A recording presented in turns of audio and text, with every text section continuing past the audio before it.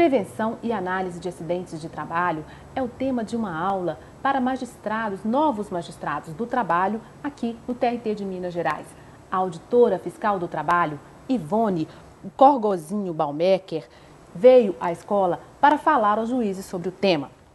Ivone, os estudos sobre a investigação dos acidentes de trabalho, eles podem ajudar a Justiça do Trabalho na apreciação das causas que chegam aqui? Com certeza. Os acidentes de trabalho, eles têm fatores múltiplos. Todos eles são multifatoriais. Mas alguns acontecem em todos. Por exemplo, o acidente de trabalho sempre tem alguma coisa a ver com o fator tempo, né? Pressão por produção, excesso de jornada, pagamento por produtividade, essas coisas estão sempre presentes nos acidentes de trabalho.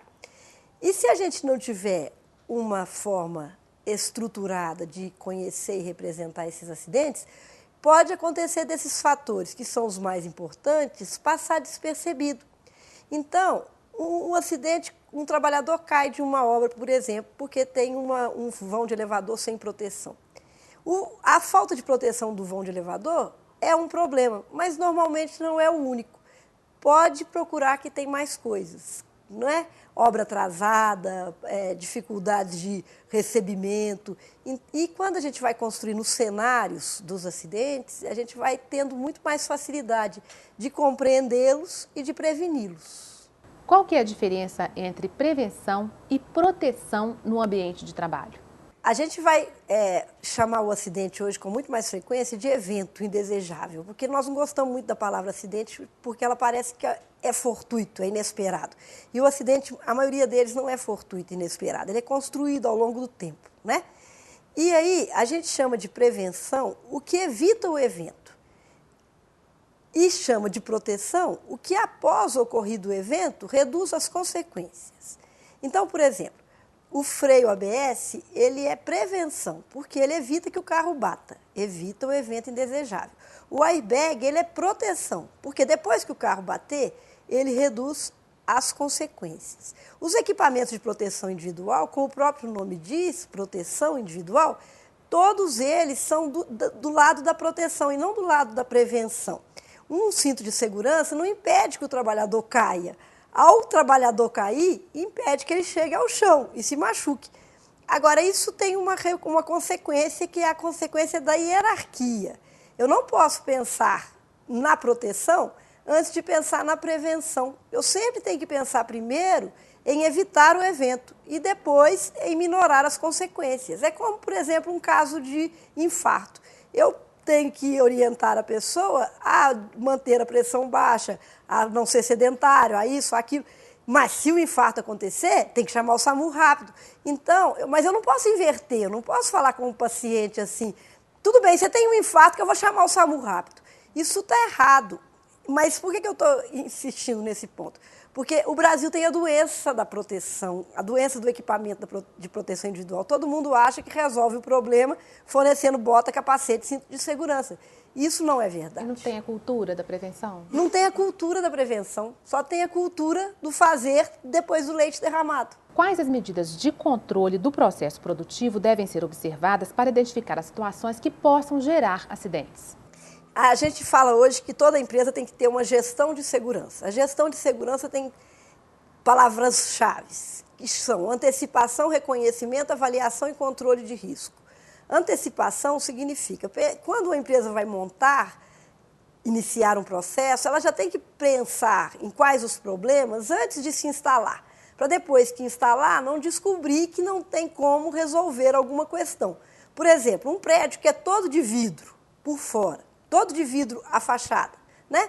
Se quando ele é concebido, alguém não pensa que alguém vai ter que limpar aquele vidro pelo lado de fora e deixa um andaime adequado, um sistema adequado, provavelmente vai ter gente pendurado lá em corda ou do lado de fora da janela, porque alguém vai limpar o vidro e, se alguém não pensou antes, vai limpar de forma perigosa. Isso a gente chama de antecipação.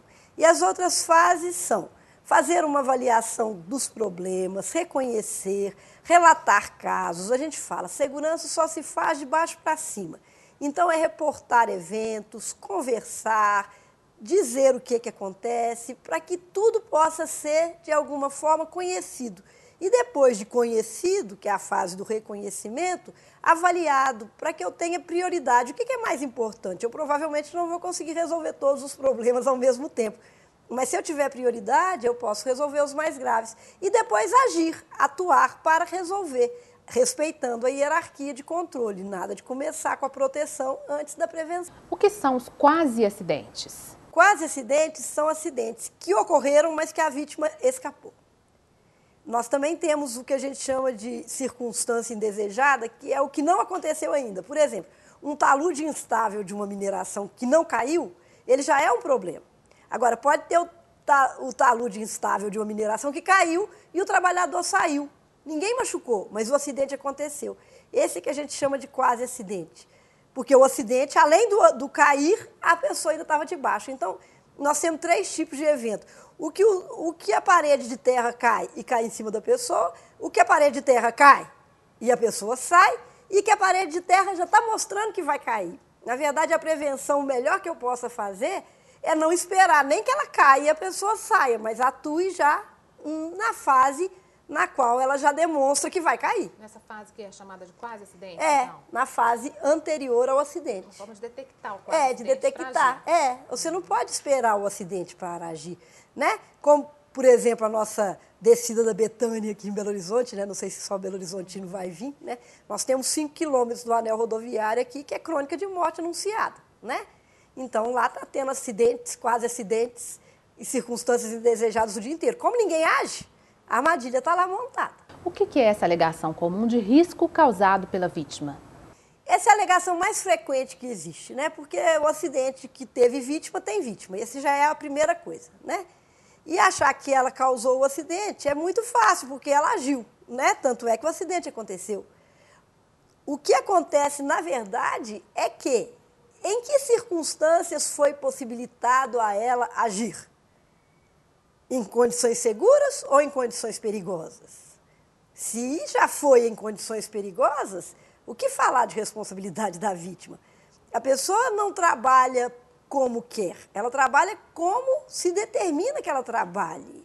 O processo de trabalho é um processo subordinado, o poder discricionário está na mão do empregador.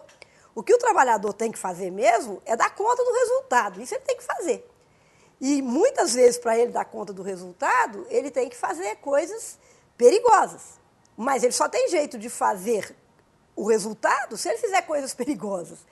Então, essa alegação de culpa exclusiva da vítima é, para mim, de tudo uma maldade. Até porque, qual poder o indivíduo teria de resolver o problema? Um trabalhador põe a mão numa zona de operação de uma máquina sem proteção e perde a mão. Mas porque a culpa é dele, porque ele pôs a mão lá. Mas qual que era o poder dele de ter comprado outra máquina, de ter protegido a máquina? Com que dinheiro ele ia fazer isso? Então, ele é subordinado, é do fundamento do direito do trabalho. Eu nunca vi, eu tenho 29 anos de Ministério do Trabalho, eu nunca vi um acidente no qual eu concluísse, na minha análise, por culpa exclusiva da vítima. Nunca vi. Ivone, muito obrigada pela sua presença aqui e até uma próxima oportunidade. Obrigada a você.